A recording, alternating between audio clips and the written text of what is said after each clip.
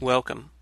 I'm Sebastian Mahfoud, and you're listening to WCAT Radio, the on-air wing of En Route Books and Media, bringing you the dulcet sounds of Catholic wisdom. Good evening, everybody, and I hope you had a good week. And we're waiting spring. It's been a little cool up here in the Northeast this last week with a lot of rain, but as we know, the seasons will come and go, and all in that beautiful creation that God has designed for us. And God has given us, and I'm sure in your life you've experienced many blessings. Yes, crosses, but too, He gives us the graces to carry those crosses and gives us many blessings and graces if we are open to them and willing to see them in our lives. And the show we're going to do tonight is on one of the saints that is in our modern age. And many people, they look at the saints and they see St. Francis and they see many saints like St. Anthony in the Middle Ages. And it seems that all these miracles and these things took place, many years ago. And the question would be, why don't they seem to happen now? Well, one thing is earlier in man's history, he was open to and willing to pay attention to his Creator. And with that open heart, those graces were pouring, those blessings were pouring in. And he was, because his heart and soul were open, was able to see these and be open to the miracles and the blessings which these saints gave. Today, we're closed off to them. Many would argue that we live in a post-Christian society, and God is kind of out of the picture in the public place and, in fact, in many people's personal lives. So we may not be as open to the miracles and the graces God gives us, and henceforth, maybe that's why we don't see so many. Because remember, even Jesus had said, the prophet is not, in his own time, he could not work many miracles. He accomplished some, but he wasn't welcome there, and because of their lack of faith, he couldn't do the things that he was capable of doing, that he wished to do. So that's also true in our time. But we're going to touch on this saint, and many of you have heard of him because, again, he is a modern saint who passed away in 1968. And I'm speaking of St. Padre Pio. So we're going to open the show with a little, some biographical information, and then we're going to touch on some of the many miracles because Padre Pio had many miracles. And, miracle is just that. It's beyond explanation of the natural law, scientific laws, or any materialistic laws that we know, or in this matter made up in the world that we know of. So for a miracle to take place, it's got to be extraordinary and of a supernatural design. And we certainly can see them if we're open to them. But Padre Pio was born May 25th, which is this very month we're in right now, in 1887 in Pietrelcina. It was in Italy, a small country town that is located in southern Italy. And he was born to parents Grazio Mario Forgione and Maria Giuseppa Nunzio Forgione. And he was baptized the very next day after he was born in the nearby Castle Church, and with the name of his brother Francisco, who had died in early infancy, because that was very common in the 1800s and earlier. One of the reasons they had many children is because many of them died. That, in a sidebar note, Venerable Father J. McGivney, who's founded the Knights of Columbus, that was one of the things that he wanted to start an organization for Catholic men and families, because he saw the need in Connecticut of many people destitute in starving conditions, could not find employment. And when they did find employment, they were abused. There weren't many workers' rights back then. So he started this. So this was a very common thing, and the people really struggled with many crosses during this time frame. So anyway, other children in the family, Padre Pio had an older brother, Michel, and 3 younger sisters, Felicita, Pellegrina, and Grazia. And they also had 2 children who died, the parents, kids there as infants. And one thing in this town in southern Italy, religion was the center of life for not only the town, but for the Forgione family. And the town had many celebrations throughout the year that had honored different saints. And what was neat was that the bell in the castle church was used not for ringing the hour, but for daily devotional time.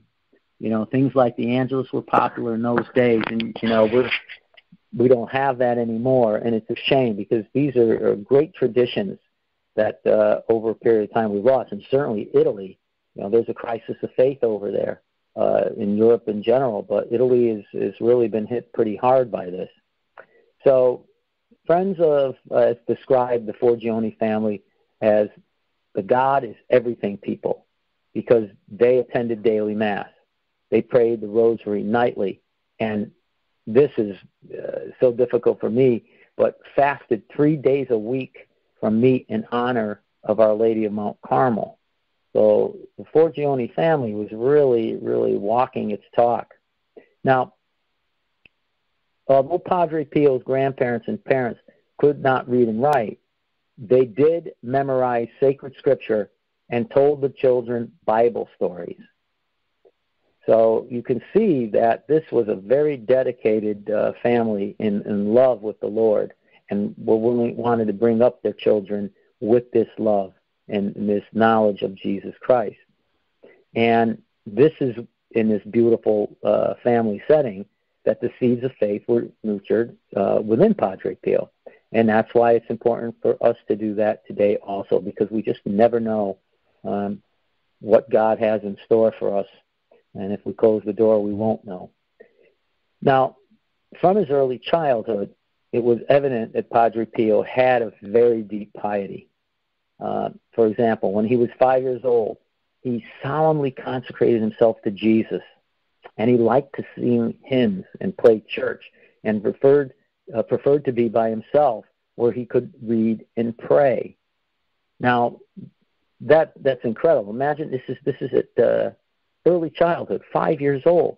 Now, as an adult, Padre Pio commented that in his younger years, he had conversed with Jesus, the Madonna, his guardian angel, and had suffered attacks by the devil. Now, we know another famous priest that had a lot of attacks by the devil in those years too was also the famous Curé of Ars, St. John Vianney. Now, Padre Pio's parents first learned of his desire to become a priest in the year 1897. A young Capuchin friar was canvassing the countryside, seeking donations. And Padre Pio was drawn to this spiritual man, and he told his parents, I want to be a friar with a beard. Now, his parents traveled to Morcone, a community 13 miles north of Pietrelcina, to investigate if the friars would be interested in having their son. The Capuchins were interested, but they said Padre Pio would need more education than his 3 years of public schooling, because that wasn't going to fit the bill for them. So, in order to finance the private tutor needed to educate Padre Pio, his father went to America to find work, like so many immigrants during that time frame. Now, during this time, Padre Pio was confirmed, and that was on September 27, 1899. And he studied with tutors, and he completed the requirements for entrance into the Capuchin order. And at age 15, he took the habit of the Order of Friars Minor Capuchin on January 22nd, 1903. Now, on the day of his investiture, he took the name of Pio, in honor of St. Pius V, the very famous Pope, and the patron saint of Pietrelcina. And it was called Fra, for brother, until his priestly ordination. So a year later, on January 22nd, 1904, Padre Pio knelt before the altar and made his first profession of the evangelical counsels of poverty, chastity, and obedience. Then he traveled by ox cart to the 17th century friary of St. Francis of Assisi and began 6 years of study for the priesthood. And he continued his development in community life toward the profession of his solemn vows. And after 3 years of temporary profession, Padre Pio took his final vows in 1907. So clearly, not a short journey, but a long journey, and one that included a lot of commitment and a lot of discipline. And then, 3 years later, on August 10th, the much-anticipated day finally arrived. Padre Pio was 23 years old at this time when he was ordained as a priest by Archbishop Paolo Cinuzzi at the Cathedral of Benevento. 4 days later, he celebrated his first vigil mass at the parish church of Our Lady of the Angels. Now, within a month of his ordination, as Padre Pio was praying in the Piana Romana, Jesus and Mary appeared to him and gave him the wounds of Christ, the stigmata. Now, for Padre Pio's doctors, the wounds created much confusion. He asked Jesus to take away, quote, the annoyance, adding, I do want to suffer, even to die of suffering, but all in secret. And the wounds went away, and the supernatural life of Padre Pio did remain a secret for a while.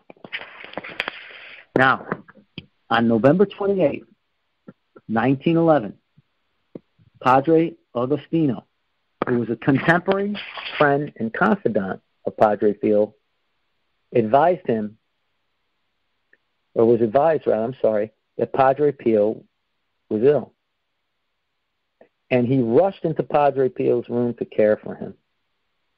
Now, Padre Agostino observed what he thought was a dying man and rushed to the chapel to pray, as we all would if we got news like that. When he finished praying, he returned to Padre Pio's room and found his friend alert and full of joy. And this was the beginning of Padre Pio's documented ecstasies, all of which were edifying, theological correct, and express a deep, deep love for God. Now, you may have heard of some seers at apparition sites going into ecstasies, and where people, to test them, would actually, during these ecstasies, put needles in their flesh, and they would not acknowledge them. That as far as the people could tell that surrounded them, nothing could break through that ecstasy. They were in another realm, a supernatural realm, connected to Our Lady, connected to Jesus, connected to heaven, where nothing could take them out of that ecstasy. These are the type of things that Padre Pio would have. And Padre Pio did suffer. You know, he had ongoing ill health. It plagued him his entire life. And he was, on time, sent home to recuperate. And what must have been very difficult for him was separated from his religious community for 5 years at the end of 1911 to 1916. And during this time, the Capuchin Constitution required that a friar who was sent home because of illness had to maintain his friar life as much as possible. Now, Padre Pio did this. Now, how did he do it? Well, he said Mass and he taught school. So he continued to honor what was required of him for his fraternity. Excuse me. Now, in 1916, in September of that year, Padre Pio was ordered to return to his communal life as he got better, and was assigned to San Giovanni Rotondo. Now, this was an agricultural community, and it was located in the Gargano Mountains. Now, Our Lady of Grace Capuchin Friary was approximately a mile from the town and was not easy to reach. The Capuchins had a reputation for their holiness and simple life. When Padre Pio became a part of the community at Our Lady of Grace, at that time there were 7 friars. Now, you might have noticed during those period of time, those years, that was also a period of time that the First World War took place. And, in 1917, of course, Our Lady appeared in Fatima, Portugal, to Jacinta, Francisco, and Lucia, and predicted that war would end. But, of course, another one would start if people did not heed her warnings and do what heaven wanted. So these were during the Great Wars, they call it, during this time. So with the outbreak of the war, only 3 friars stayed at Our Lady of Grace. The others were selected for military service. Now, at the beginning of this, Padre Pio's responsibilities included teaching at the seminary, being a spiritual director of the students. And he spent his free time reading the Bible and handling correspondence. Now, when another friar was called into service, that opened up the door for Padre Pio to become the man in charge. So in August 1917, Padre Pio was inducted into the service and was assigned to the 4th platoon of the 100th Company of the Italian Medical Corps. Now, during this time, he was very unhappy. By mid-October, he was in the hospital, but they didn't discharge him. And then finally, in March 1918, he was dismissed and returned to San Giovanni Rotondo. Remember, Padre Pio said he was willing to suffer, and he did. He did quite a bit. Now, upon his return, Padre Pio became a spiritual director and had many spiritual daughters and sons. Padre Pio had 5 rules for spiritual growth: weekly confession, daily communion, spiritual reading, meditation, and examination of conscience. In explaining his spiritual growth rules, Padre Pio compared dusting a room, used or unused on a weekly basis, to weekly confession. He suggested 2 times of daily meditation and self-examinations in the morning to prepare for the battle of the day, and in the evening to purify your soul. And we've heard Padre Pio's, of course, famous motto: pray, hope, and don't worry, is actually the synopsis of his application of theology into daily life. Pray, hope, and don't worry. So we do our part by praying, we put our hope and our trust in God, and then we let God take it to his cross, nail it to his cross, and let God do what he's going to do with trust in him, that no matter what the situation, God will get good out of it, and it will work out for our blessings of our very soul. So the Christian should recognize God in everything, offering everything to him, saying, thy will be done. And in addition, all should aspire to heaven and put their trust in him and not worry about what he is doing, as long as it's done with a desire to please God. So this is a motto that Padre Pio lived by and wished others to live by. So in July 1918, Pope Benedict XV at that time urged all Christians to pray for an end to the World War. On July 27th, Padre Pio offered himself as a victim for the end of the war. I don't know if many people know that. Days later, between August 5th and 7th, Padre Pio had a vision in which Christ appeared and pierced his side. As a result of this experience, Padre Pio had a physical wound in his side. The experience has been identified as something called transfiguration, or piercing of the heart, indicating the union of love with God. A few weeks later, on September 20th, 1918, Padre Pio was praying in the choir loft in the Church of Our Lady of Grace when the same being who appeared to him on August 5th appeared again. And this being was the wounded Christ. When the ecstasy ended, Padre Pio had received the visible stigmata, the 5 wounds of Christ, and this would stay with him for his remaining 50 years. So this was very painful for Padre Pio. And remember, earlier we said he was not afraid to suffer, not even afraid to die in the throes of suffering, but he didn't want other people to see it. He wanted it to be secret. Now, by early 1919, however, word about the stigmata began to spread to the outside world. And over the years, countless people, including physicians, examined Padre Pio's wounds. Now, Padre Pio was not interested in the physician's attempts to explain his stigmata. He accepted it as a gift from God, though he would have preferred to suffer the pains of Christ's passion, as I mentioned, without the world knowing. But he knew that this was God's will, that he was going to use this to get people to Jesus Christ, to bring good out of this suffering of the stigmata of Padre Pio. So God used Padre Pio, especially with the news of his stigmata, to give people hope as they begin to rebuild their life after the war. Because remember, to put this in context quickly, this war was the war that was going to end all wars. People had never saw this kind of carnage with the millions upon millions of people killed, devastation to all the land and the buildings, the cities.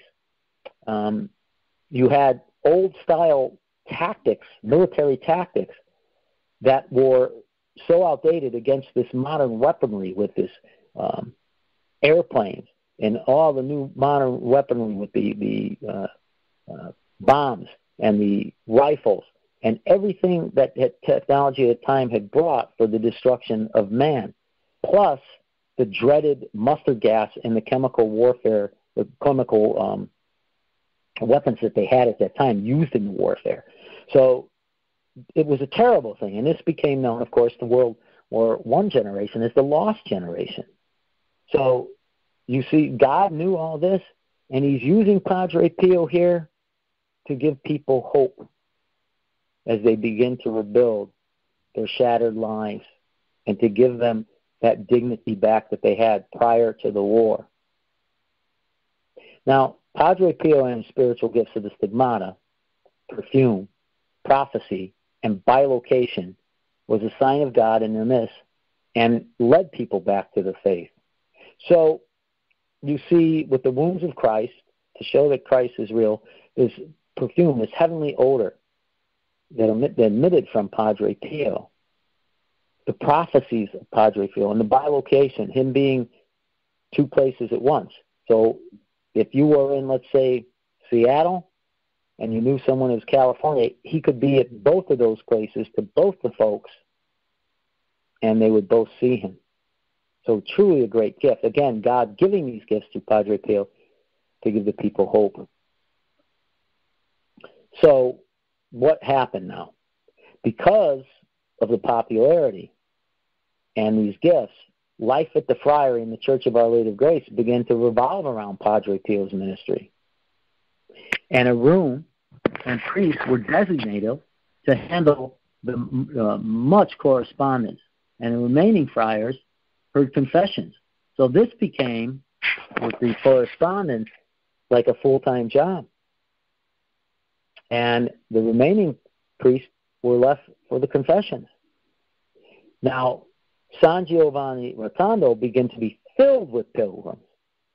Now, we took care, they were in hotels. So what did the people do? They slept outdoors, any type of weather. So a normal day now for Padre Pio during this time was 19 hours built around Mass, hearing confessions, and handling the correspondence himself in addition with the other priests. So he usually had less than 2 hours of sleep. Now, as his spiritual influence increased, so, of course, did the voices of his detractors. Remember now, where there is great holiness, it also means that Satan and the devil are going to try and throw that out. They're going to try and put a wrench in all this goodness that God is trying to do, because that's the battle we're in, the supernatural battle that each and every one of us is in, from the moment we're born until our last breath. So when we have these gifts and when we see the good being done, we can expect opposition. So accusations begin to come in against Padre Pio to the Holy Office. Today, that is the Congregation for the Doctrine of Faith. So by June in 1922, restrictions were placed on public access to Padre Pio. His daily Mass time varied each day without announcements. This was done to diminish the crowds. And he was ordered not to answer correspondence from people seeking spiritual direction. And it was also rumored that plans were being developed to transfer Padre Pio from San Giovanni Rotondo. However, both local and church authorities were afraid of public riots and decided that a more remote and isolated place than San Giovanni Rotondo could not be found. He was in the best place, the most isolated place he could be, and yet the people still came. So this obviously hurt Padre Pio. And despite despite the restrictions and controversies, Padre Pio's ministry continued. And built onto this, from a period of 7 years now, from 1924 to 1931, various statements were made by the Holy See that denied the supernaturality of Padre Pio's phenomena.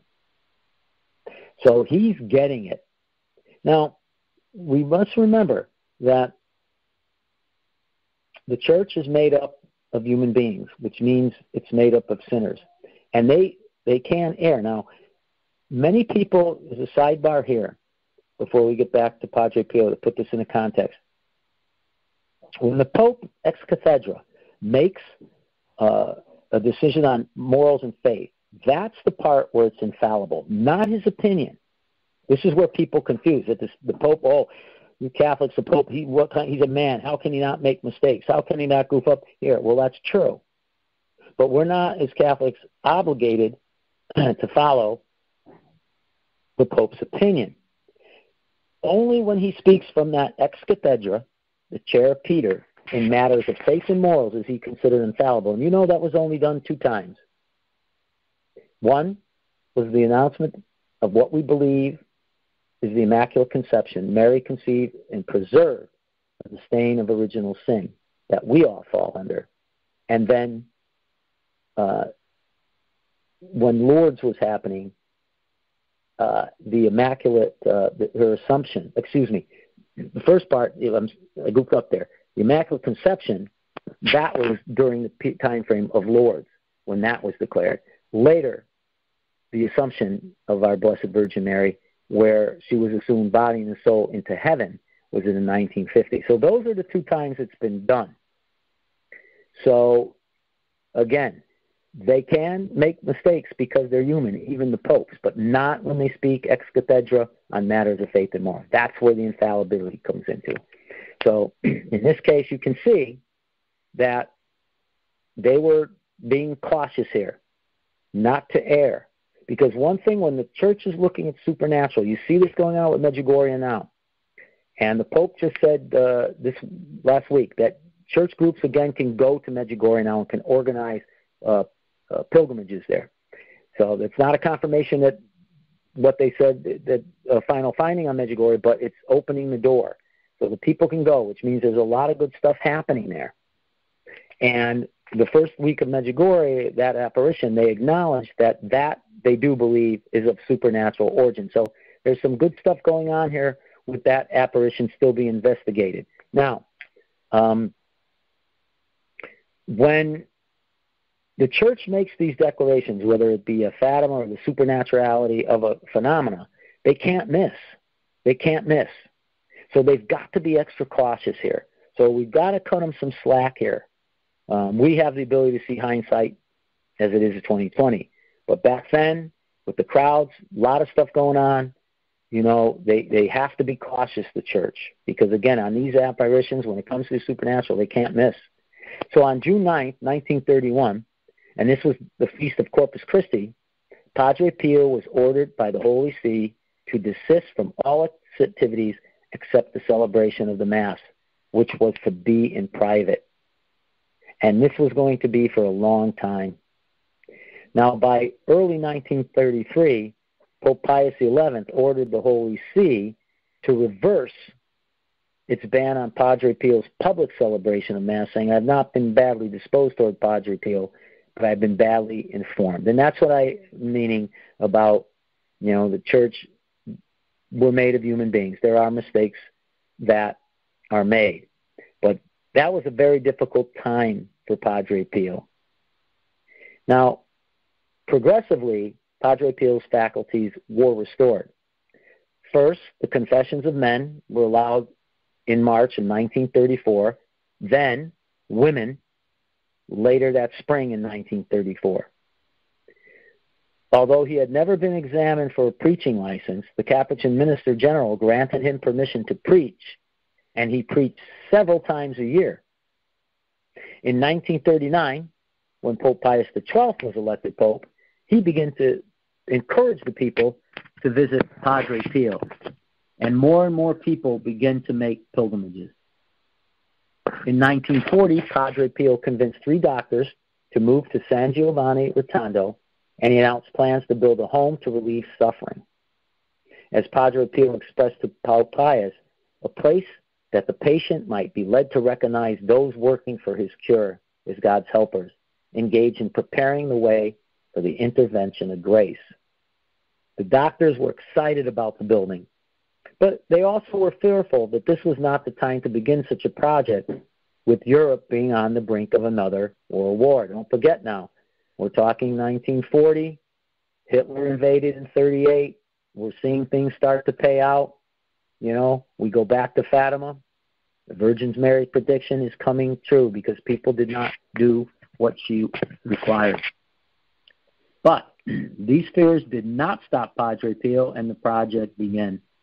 Now, after the war, there was a woman named Barbara Ward, and she was a British humanitarian. And she came to Italy to write an article on post-war reconstruction. And she happened to attend Padre Pio's Mass and met one of the physicians who came to San Giovanni Rotondo to work with the home to relieve suffering.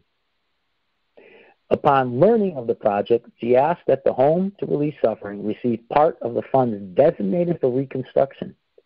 So consequently, the United Nations Relief and Rehabilitation Administration gave a grant of $325,000 at that time for the project, a tremendous amount of money. So the building was able to open its doors on May 5th, 1956. And then a year later, Padre Pio announced plans for a medical and religious center where doctors and interns could further their medical studies with Christian formation. With the opening of the hospital, Padre Pio was truly now an international figure, and his followers greatly increased, greatly. And to accommodate all the new pilgrims, a new large church was constructed.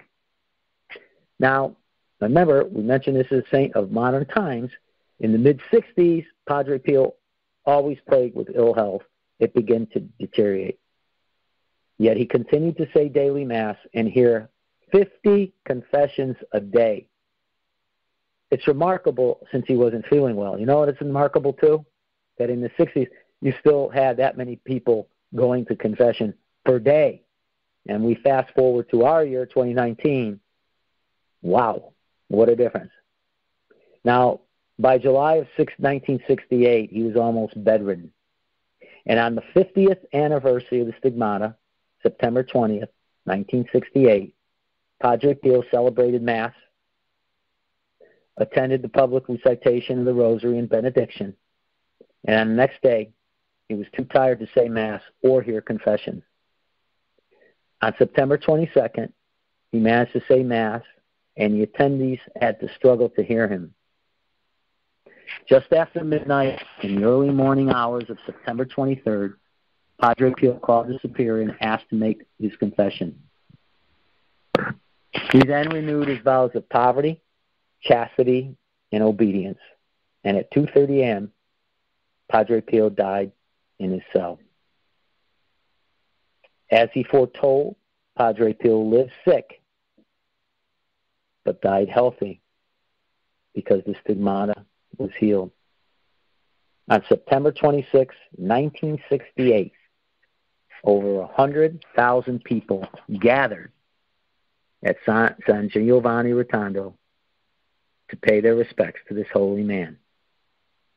He was buried in the crypt prepared for him in the Church of Our Lady of Grace. So we see a remarkable life that touched millions and millions of people.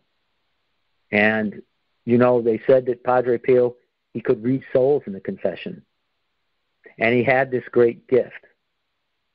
And that's going to segue me into our next part of the show tonight about Padre Pio and some of his miracles.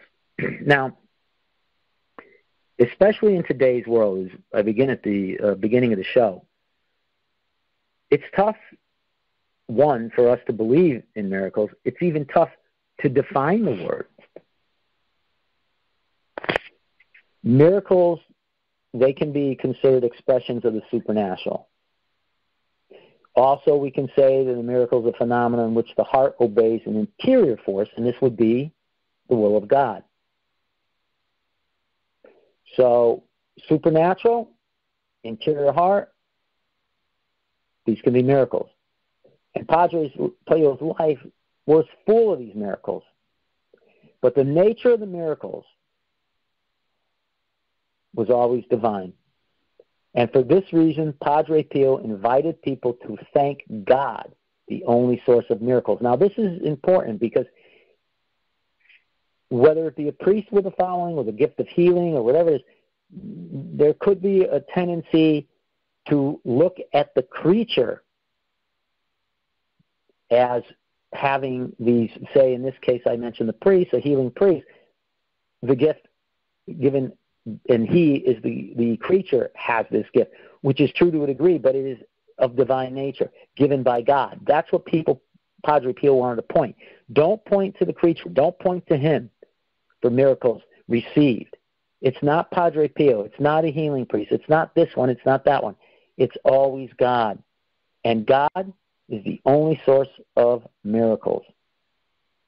Now, we look at one miracle that's been identified as Padre Pio's first miracle, and that occurred in 1908. Now, at this time, Padre Pio lived in the monastery of Montefusco, and one day he had gathered chestnuts growing in a nearby forest into a bag and sent the bag to Petroclesina, to his aunt Daria. And she always, his aunt, had a great affection for him. And the woman received and ate the chestnuts. And she saved the bag as a souvenir. A few days later, she was looking for something in a drawer where her husband usually kept gunpowder.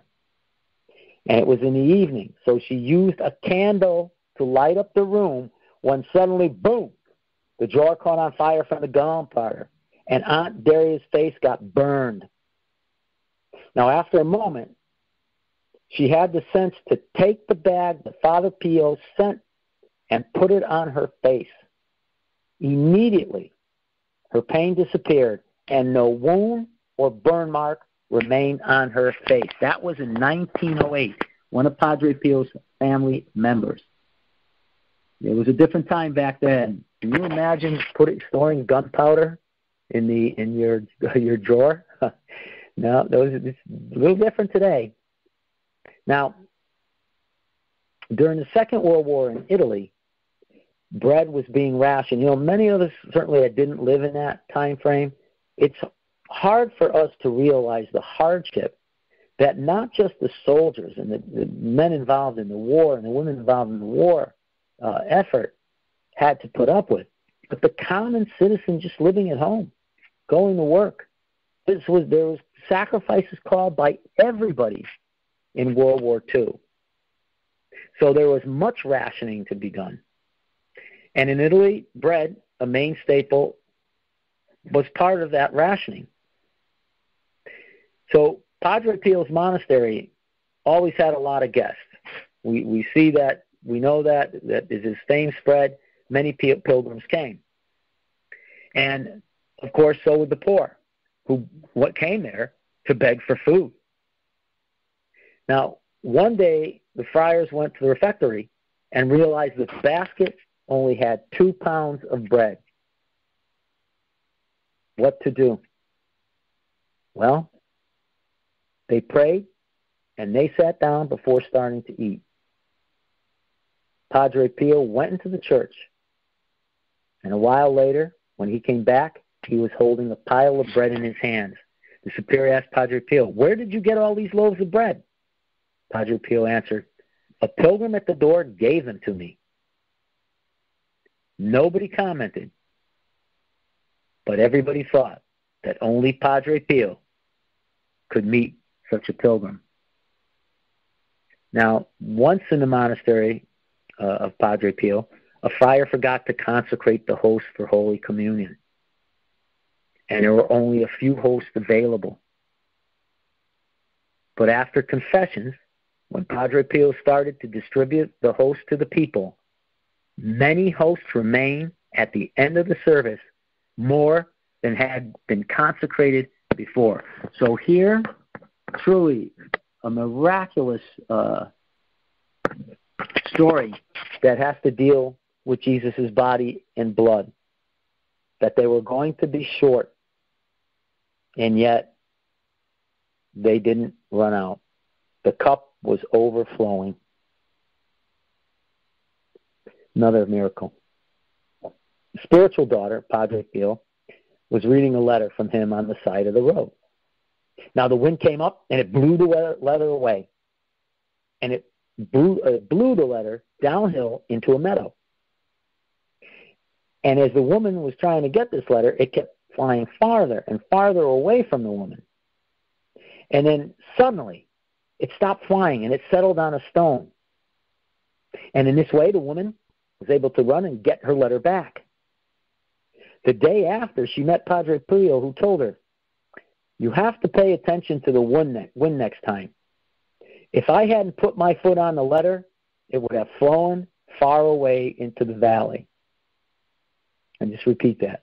So she went, met Padre Pio the next day after getting the letter off the rock, and he tells her, you better start paying attention to the wind and what you're doing, because if I hadn't put my foot on that letter, it would have flown far away in the valley and it never would have got it.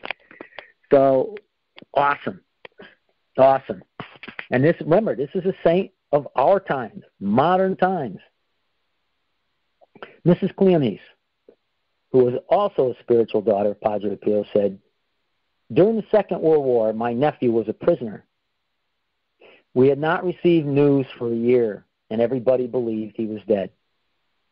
His parents were very worried about his life. His mother went one day to Padre Pio and knelt down in front of the friar, who was in the confessional. 'Please, tell me if my son is alive. I won't go away if you don't tell me.' Now, Padre Pio sympathized with her, and some tears were on his face when he said, 'Stand up and go in peace.' Some days later, Mrs. Cleaner said, I couldn't resist the thought of pain that the parents were enduring, so I decided to ask Padre Pio for a miracle. I faithfully said, 'Father, I'm going to write a letter to my nephew, Giovanni. I will write his name only on the envelope, because we do not know where he is. You and your guardian angel will take the letter to him where he is.' Padre Pio didn't answer, so I wrote the letter. In the evening, I put it on my bedside table before going into bed. The morning after, to my great surprise, astonishment, and fear, I found the letter it wasn't there anymore. I found that the letter was not there anymore. I went in thanksgiving to Padre Pio, and he told me, give thanks to Our Lady. Almost 15 days later, our nephew sent us a response to this letter. Then everybody in our family was happy and giving thanks both to God and Padre Pio. But notice again that Padre Pio points to God, and he points, in this case, to Mrs. Quinones and her nephew, to give thanks to Our Lady. Our Lady, not him, but to God and his mother. Again, during the Second World War, Mrs. Louise's son was an officer in the Royal British Navy. At that time, Mrs. Louisa prayed every day for her son's conversion and salvation. One day, an English pilgrim arrived to San Giovanni Rotondo, carrying some English newspapers.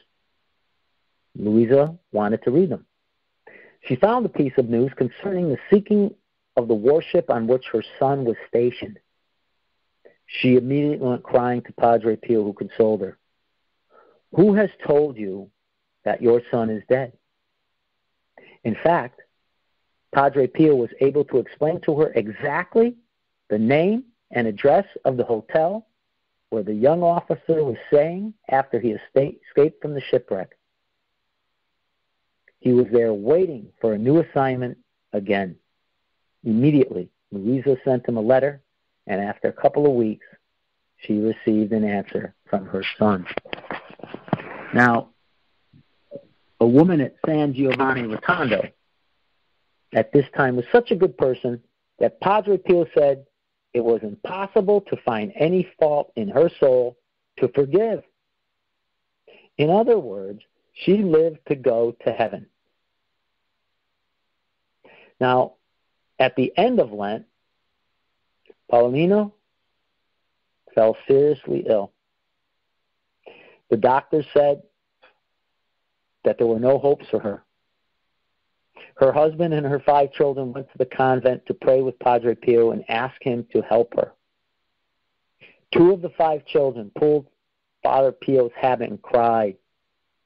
Now, Father Pio, he's human. He got upset. But he tried to console them, and he promised to pray for them. Nothing else. That's all. Just, I'll pray. I'll pray for you. Some days later, at the beginning of the 7th hour, the sainted Padre's behavior changed. In fact, he asked for Paulina's healing and told everybody she will resuscitate on Easter Day. But on Good Friday, Paulina lost consciousness and she fell into a coma.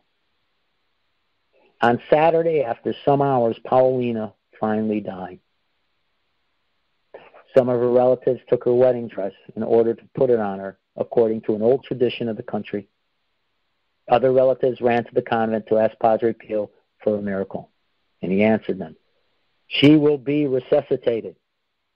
And he went to the altar for the Holy Mass. When Padre Pio started to sing the Gloria, and the sound of the bells announced Christ's resurrection, Padre Pio's voice broke off with a sob, and his eyes were full of tears. And in the same moment, Paulina resuscitated. Without any help, she got up from the bed, she knelt down, and she prayed for the creed 3 times. And she stood up and smiled. She has recovered, or should be better to say, she has resuscitated, because she was dead. In fact, Padre Pio had not said she will recover, but she will resuscitate, indicating that she would die. When she was asked what happened during the period when she was dead, she answered, "I went up, went up, went up. When I entered into a great light, I came back." Now, some of you might be familiar with that miracle because we did an Easter show, and that famous miracle is known as Padre Pio's Easter miracle. And truly, truly, it is. Now, the woman, this is what she said. "My first daughter, who was born in 1953, was rescued by Padre Pio when she was 18 months old.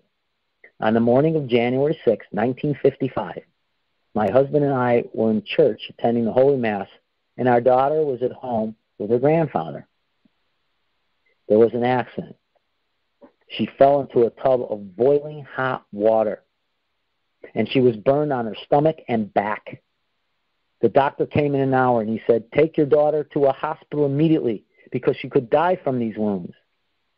For this reason, he did not give us any medicine. After the doctor left, I started to pray for Father Pio's help. It was nearly noon. As I was getting myself ready to go to the hospital, my daughter, who was alone in the bedroom, called me, "Mommy, I don't have a wound anymore."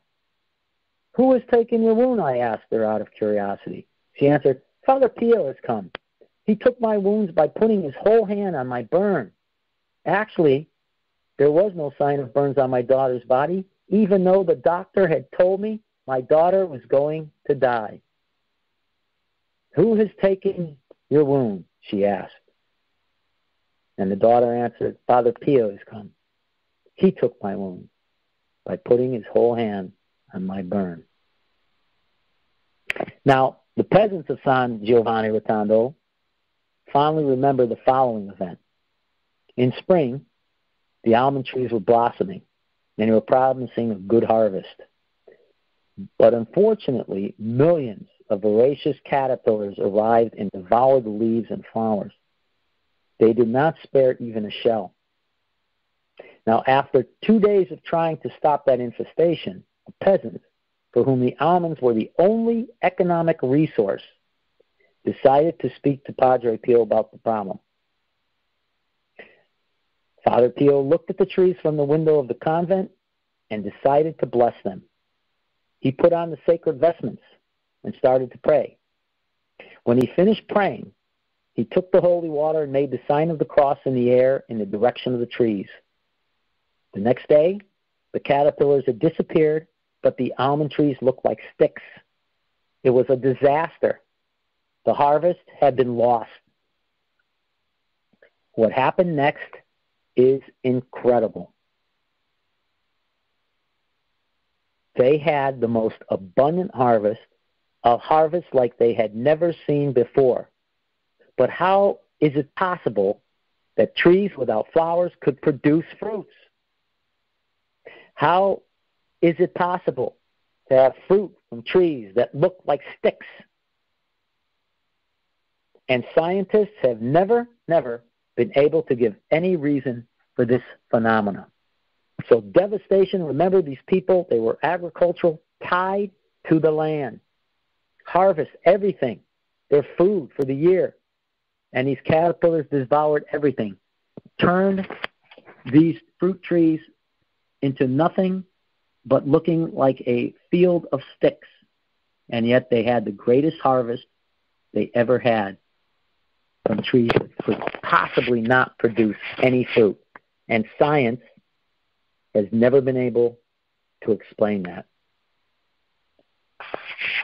Now, similarly, in the garden of the convent, there were trees, cypresses, some fruit, and some pine. Now, especially on summer afternoons, Father Pio used to stay in the shade together with his friends and guests in order to have a little relief from the hot weather. Once, when Father Pio was speaking with some people, a large number of birds suddenly started to chirp and make noise from the shade of the trees. And the birds had composed a symphony. Yet Padre Pio became annoyed with the symphony, so looking at the birds, he said, "Keep silent." At which point the birds, the crickets, and the cicadas fell silent.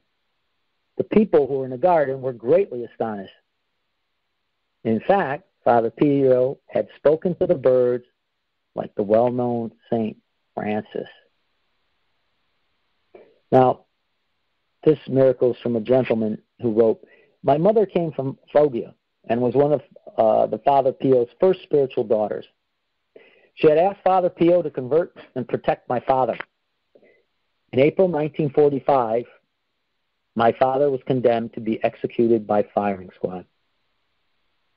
He was in front of the platoon when he suddenly saw Father Pio appear in front of him to protect him. The commander of the platoon gave the order to fire. but no shots were fired from the rifles that were pointed at him. The 7 members of the platoon and their commander, astonished, checked their rifles, but they didn't find any problem. So the platoon again pointed their rifles at my father, and the commander ordered his soldiers to shoot again. But for the second time, the rifles did not work. This mysterious and inexplicable occurrence stopped his execution. Afterward, my father was pardoned due to having been awarded a medal during the war.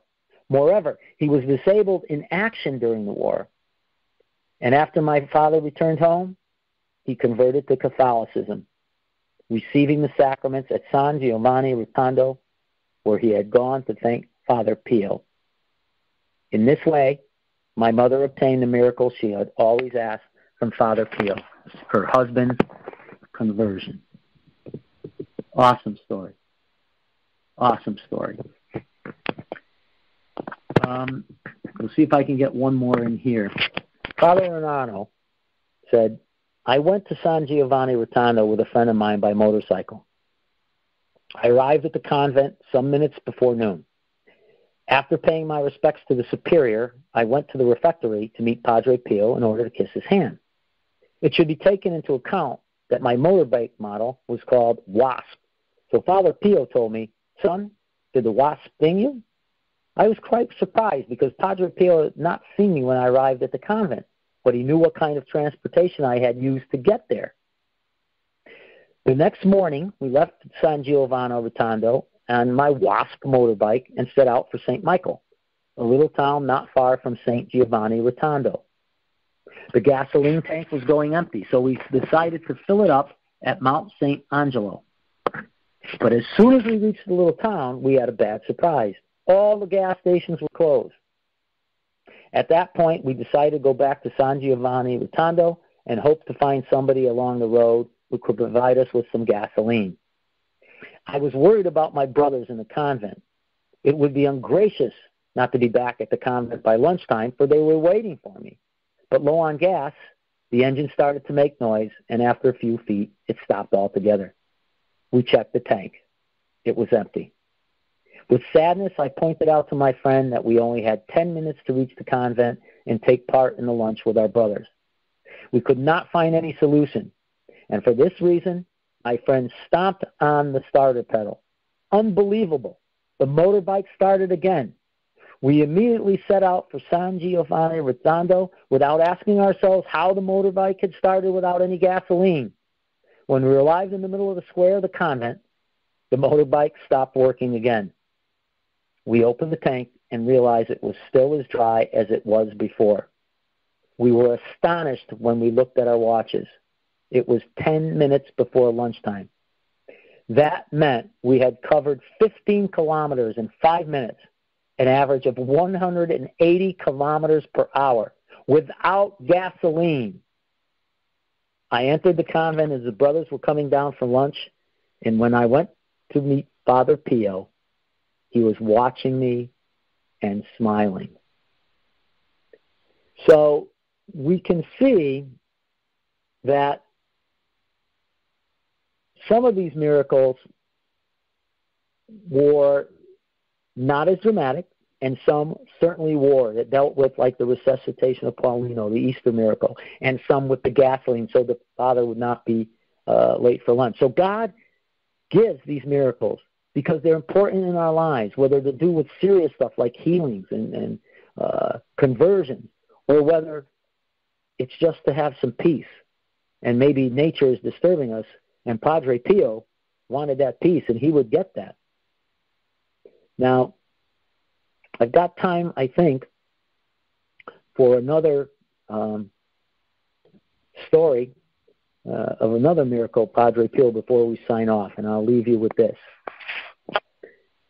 In the Book of the Convent, on the line of October 23rd, 1953, this annotation can be read. This morning, Miss Amelia Z., a blind girl who was born blind, who is 27 years old, has come from the province of Vicenza, Italy, and she started seeing. She had asked for Padre Pio to have her sight after her confession, and Padre Pio said, "Be faithful and pray a lot. In the same moment, the young girl saw Padre Pio, the face, the hand, the half gloves that hid the stigmatas. The sight has quickly increased. She informed Padre Pio about the miracle, and he said, "We can say thanks to the Lord." Then the young girl asked the complete sight from Padre Pio, and he said, "Step by step, and it will come." So pray, hope, and don't worry. Good night, and God bless. We hope you enjoyed the program and will join us back for another show on WCAT Radio. This is Sebastian Mahfood. Good day.